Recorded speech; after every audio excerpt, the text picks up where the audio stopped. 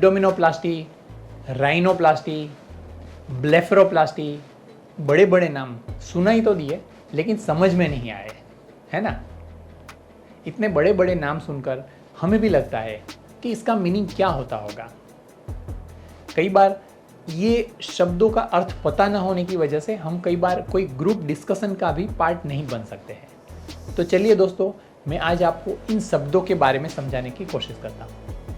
दोस्तों, ये सारे वर्ड्स है वो अलग अलग तरह की प्लास्टिक सर्जरी प्रोसीजर्स है। प्लास्टिक सर्जरी ये वर्ड प्लास्टिकोज ऐसे ग्रीक वर्ड से बना है जिसका मीनिंग है टू शेप, टू मोल्ड। तो हमें लगता है कि शेप का क्या इतना इम्पोर्टेंस है। दोस्तों, हम जब भी कोई चीज़ खरीदने जाते हैं तब हम उसे कैसे पसंद करते हैं, क्या देखते हैं उसमें। हम दो चीज़ देखते हैं, उसका लुक और उसके फंक्शन। लुक हमें पता चलता है उसके कलर से, उसके डिज़ाइन से यानी कि शेप से, और फंक्शन हमें पता चलता है उसके फीचर्स से। हम कोई भी पर्सन को पसंद करते हैं, देखते हैं, तब हम उसे कैसे देखते हैं, हम उसे कैसे पसंद करते हैं। उसके फंक्शंस यानी कि उसका स्वभाव, उनकी स्किल, नॉलेज, वो सब हमें बाद में पता चलता है।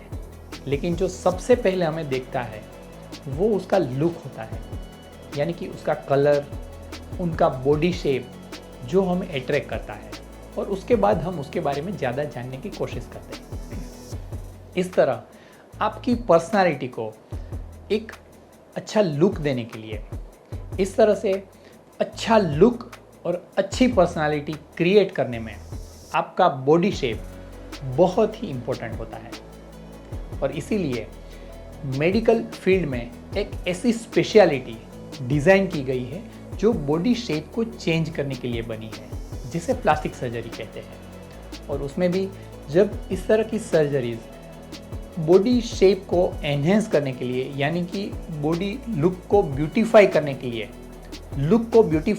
लिए किया जाता है, तो ऐसी सर्जरीज को एस्थेटिक प्लास्टिक सर्जरी या कॉस्मेटिक सर्जरी कहा जाता है। और जो मैंने कुछ नाम आपको पहले बताए वो ऐसी ही अलग अलग तरह की एस्थेटिक सर्जरी प्रोसीजर्स है। और आप जानते हैं कि हर एक बॉडी पार्ट, यानी कि आपके हेड से लेकर टो तक हर एक बॉडी पार्ट का शेप आपके लुक में, आपकी पर्सनालिटी में कंट्रीब्यूट करता है। इसलिए जब अलग अलग बॉडी पार्ट्स को शेप अप करना है तो उसके लिए अलग अलग तरह की प्लास्टिक सर्जरीज डिज़ाइन की जाती है।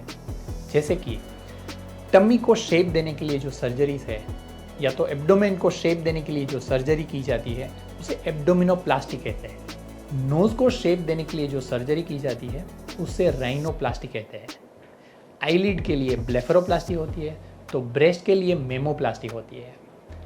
ब्रेकियोप्लास्टी के द्वारा आर्म्स को शेप अप किया जाता है, तो थाइज प्लास्टी के द्वारा थाइज को शेप दे सकते हैं। इस तरह से ये अलग अलग प्रोसीजर्स कस्टमाइज करके आपकी पर्टिकुलर बॉडी पार्ट का कॉन्फ़िगरेशन और आपके एक्सपेक्टेशन के हिसाब से ये प्रोसीजर्स को कस्टमाइज करके एग्जीक्यूट किया जाता है।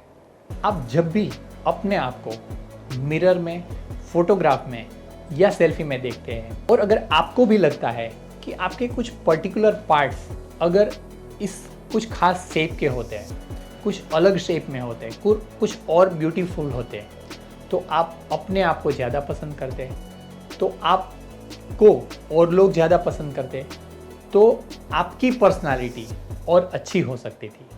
तो डेफिनेटली ये एस्थेटिक प्लास्टिक सर्जरीज आपके लिए है। Thank you for watching this video. Stay tuned. Bye bye.